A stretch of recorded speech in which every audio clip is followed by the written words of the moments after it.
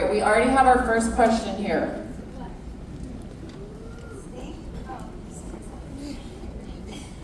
We have our first question over here. Oh, cool. Hi. My name's Casey. Oh my god, I've been a huge Flyleaf fan. So I was just almost 13 years old in high school. And now that I'm 34, I still play your guys' music regardless. My question is that to you guys, are you guys sort of planning to make any new album next year or coming up this year, since it's been a very, very long time? Like, you guys haven't released an album? Yeah, we're working on new music right now.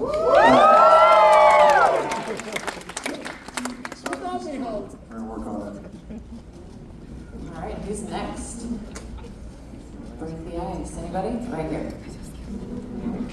Hi, you guys are going to go in rock music when I was 10. But I was wondering, what's the song about to you? Yeah. What's it about to you? Well, you don't have to tell me. You're supposed to be asking questions, but if you want to tell me, I'd like to know. You can say it. You don't have to tell me. It's just a special song. Yeah. Yeah, actually Pat wrote it. I don't know if Pat wants to talk about that. I'm sure you have an answer. You go, Pat. Yeah! What's it mean to you? No. What does it mean to you, actually?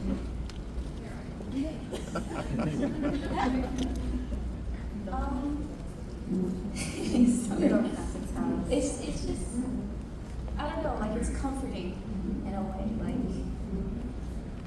like yeah, like these people, like they might have hurt you, like they might have like took something from you, but you're still able to like, kind of like overcome it. So That's really cool.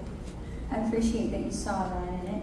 Obviously, Pat is nodding his head. He's the one who wrote it. But for me too, it's similar. You know, it's just the vanity, right? The vanity of this life that we're in, the way that it appears to be, and then when you recognize the vanity, then things just start becoming more meaningful. I think leaving the world behind, I guess, in a way that is healthy, even if it feels like the world thinks it's stupid. You know what I mean? I don't know. It's a good question. But thank you. Thank you for being part of the Q&A on the answer side. All right. Oh, I see Michael made it. I wish we were playing that one. Sorry. I didn't put it on the list. Hello again. Nice to see you guys. Michael. Hi. So you guys traveled all over the world. You guys went to Russia, UK, Australia. Is there any country that you haven't been to yet that you want to go to? Because I don't know if you guys know, you have a lot of Brazilian fans, South American fans. So any other countries you might want to go to? I think all the way through. We haven't done a Southeast Asia tour. We haven't done a South American tour. Yeah, so I think there are a lot of places that we haven't gone. Puerto Rico. That we want to.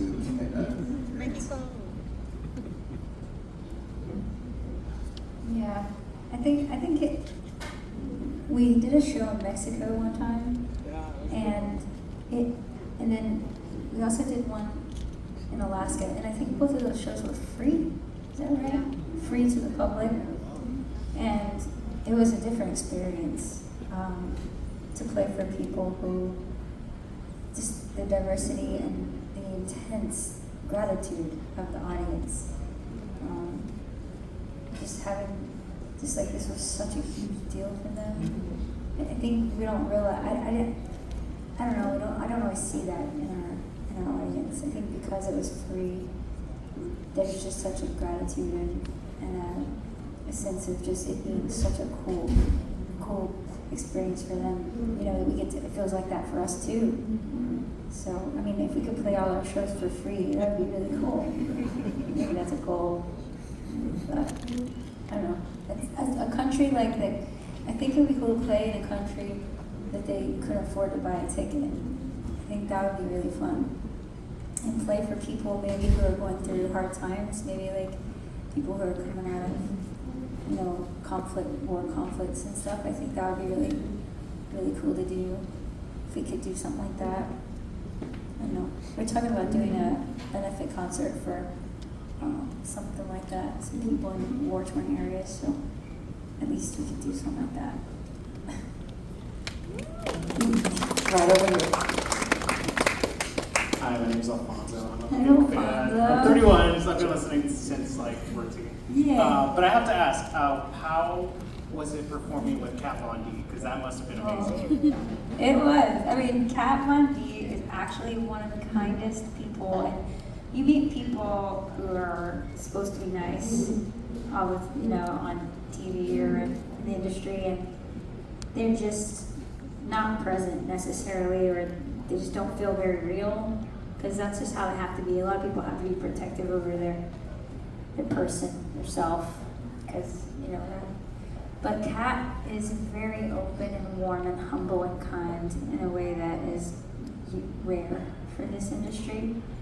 And we share our Orthodox Christian faith, which is new for both of us. Our little boys are the same age, and they're like soulmates. It was really wild when they first met each other. They immediately found out that both of them are fans of Latin funk music, which I don't even know how that happened. Kat doesn't know how her son likes that either. She speaks Spanish, but not Portuguese, which is what they were speaking. And they both sing the same Portuguese song together, like 6 years old. I'm like, this is wild. So we bonded over our kids because she's a very attentive, dedicated mom, and I felt like I was understood in that moment with her. My kid's crazy too. It was great. So it was great playing with her. Also, we got to take dance on the side stage. I don't usually listen to dance music, but because we were friends, I'm like cheering her on, and I'm like, this is awesome. So me and my friend Melanie, I was waiting, we were dancing on the side stage. It was cool. And we got one right over here to your right. Is there any new people in the band? New people? I think we all feel like new people. We all change and become new people. But we're all the same old people still. So you're 6, right? Do you remember when you were 3? Or 4? Do you remember when you were 5?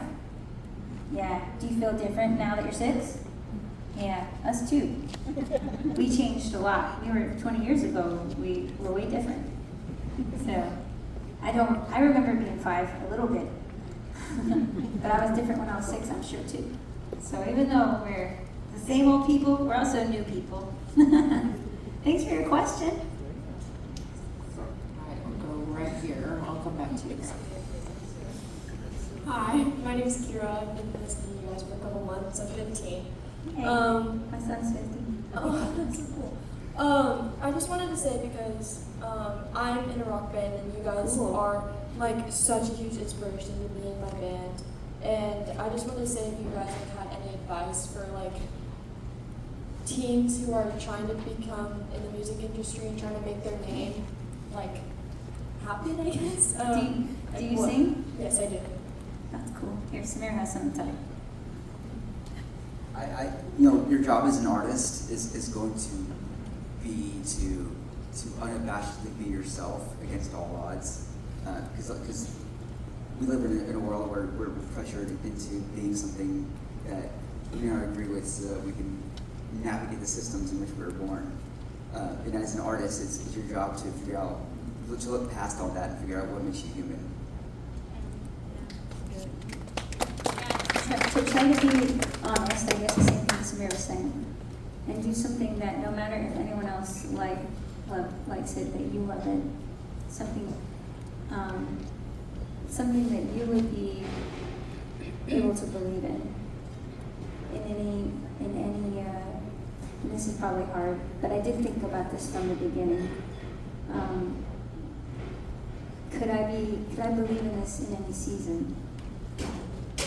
Even when so I never wrote a love song because, you never know. I never got his name tattooed on me either. You know what I mean? It's like, can I sing this song in any season?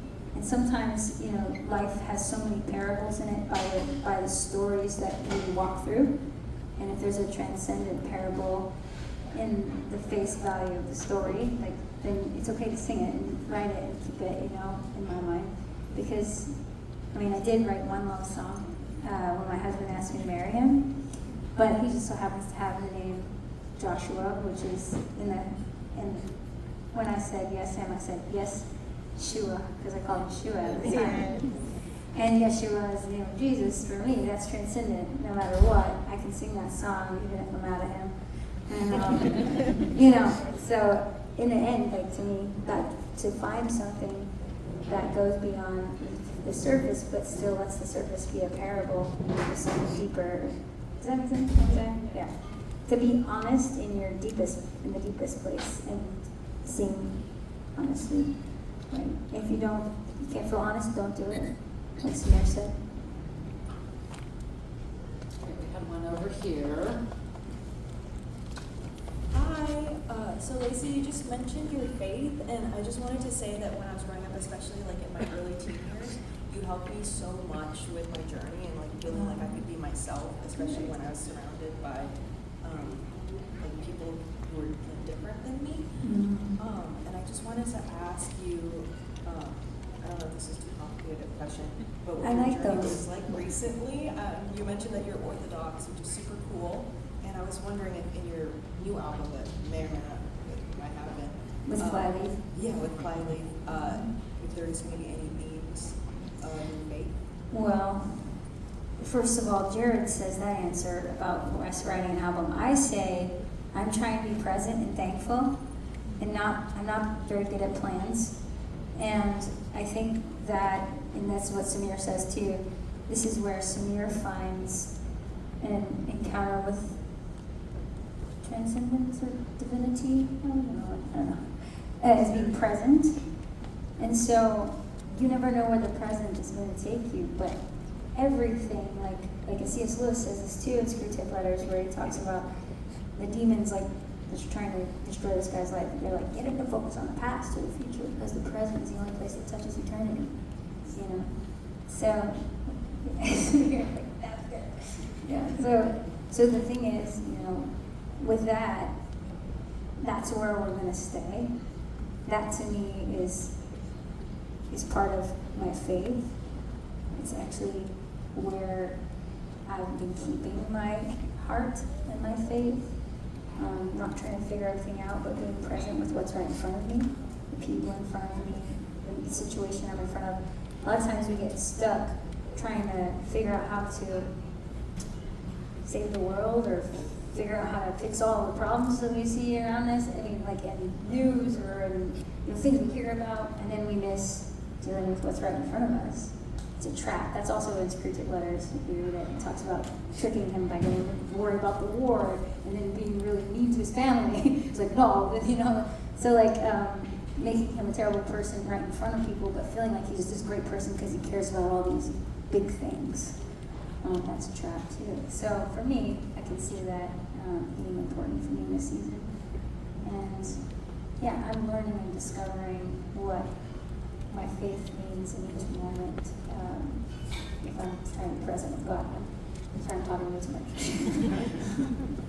It's a complicated question, complicated answer. I'm sorry. Should have asked it simple. Like James would answer it simply. He probably has a 2-word answer that's way profound. We got time for one more. This guy back here had his hand up earlier. Ricky Benjamin shirt. Thank you. Hello, my name is Joey. Thankful to my wife Elaine for introducing me to you by Flyleaf. Yeah. And you're her favorite band, and my question revolves around my favorite band. I wanted to ask about how your experience was with Ben from Brady Benjamin when you did music and performances with him. Ben is, we've known him for 20 years too. From when we very first started, we gave him an EP before we had a CD printed thing. And he listened to it. And he fell in love with So I Thought, which was Samir's song. So back then he was on his journey with becoming a healthy person, and he was going through a lot. And our relationship has always been wanting every good thing for him, and seeing him receive those things in different ways has been really cool to watch his life unfold and him make new music and have a baby. And that boy is one of my best friends. That kid is the coolest guy. He's like one of the coolest human beings I've ever met. His son. And I think I never was a Breaking Benjamin fan the way that most fans are until I did the acoustic tour and I had to learn the songs like really getting out all the depth, and it was just telling my story all the time. I'm like, I'm like crying through the whole thing. I'm like, this song is just for me. So I became a fan, which was very awkward because I'm friends with Ben already. It was like just a weird thing. I'm like, calm down, this is just normal stuff. You just take your song with your friends.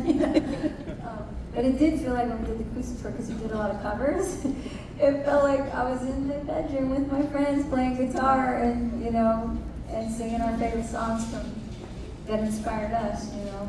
So it was a really cool experience. It felt so easy. All right, it's time for the photo portion of the evening. So you guys